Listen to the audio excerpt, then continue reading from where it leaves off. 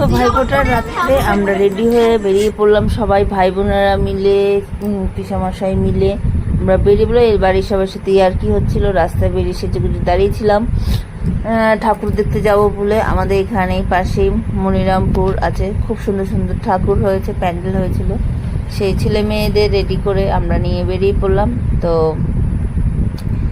এই যে আমার সাতচুনি রেডি হয়েছে, চললো আমাদের সাথেই যাবে, বায়না ধরলো। তো আমরা পৌঁছে গেলাম ঠাকুরের প্যান্ডেল, প্রথম প্যান্ডেল। আর খুব সুন্দর সুন্দর প্যান্ডেলই হয়েছে, দেখে মন মতো। কিন্তু রাত্রি হয়েছে বা আরও অনেক প্যান্ডেল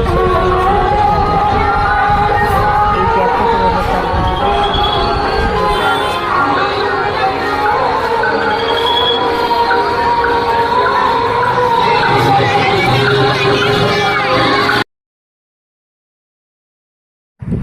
তো দ্বিতীয় প্যান্ডেলটাও দেখে নিলাম, অপূর্ব সুন্দর হয়েছিল প্যান্ডেলটা, প্রায় ময়ূর, হাঁস, রাজহাঁসের ডিজাইনে করা, আর ভেতরটাও সুন্দর হয়েছিল।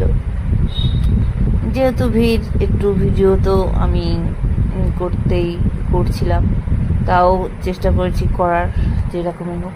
অপূর্ব অপূর্ব সুন্দর হয়েছিল প্যান্ডেলগুলো দেখতে, আর অনেক সুন্দর। তা ভিড়ের মাঝেও আমি যেটুকু পেরেছি, ওই যে সবাই, আমাদের বাড়ির সবাই ভিডিও ফটো তুলছে, আনন্দ করছে। আর মায়ের মূর্তিটাও অনেক সুন্দর হয়েছিল, এই যে ননদিনী সুন্দর হয়েছিল। এই যে রাস্তা ভর্তি লাইটিং, এত সুন্দর সুন্দর লাইটিং দেখে অবাক। আমি তো ভিডিওই করছিলাম, তার সাথে কথা বলছি, সবার সাথে আনন্দ করতে করতে করতে আর এক প্যান্ডেলেরও চলে আসলাম দেখে। এইটা কি জাহাজের মতন করেছিল, পাল তোলা জাহাজ ডিজাইন। আর দেখতে প্রত্যেকটা প্যান্ডেলই এত সুন্দর হয়েছিল বলার কিছু আছে। এখানে প্রত্যেক বাড়ি কালী পুজোতে অনেক সুন্দর সুন্দর প্যান্ডেল হয়, আর অনেক সুন্দর ঠাকুর আমরা প্রায় দেখি, প্রত্যেক বছরই যাওয়ার চেষ্টা করি না ওরা। তো প্যান্ডেলগুলো খুবই সুন্দর, আর মায়ের প্রতিমাগুলোও সুন্দর হয়েছে। আর তার মধ্যে বাচ্চা কাচ্চা লেগে সবাই বলছে কীভাবে কেউ খাচ্ছে,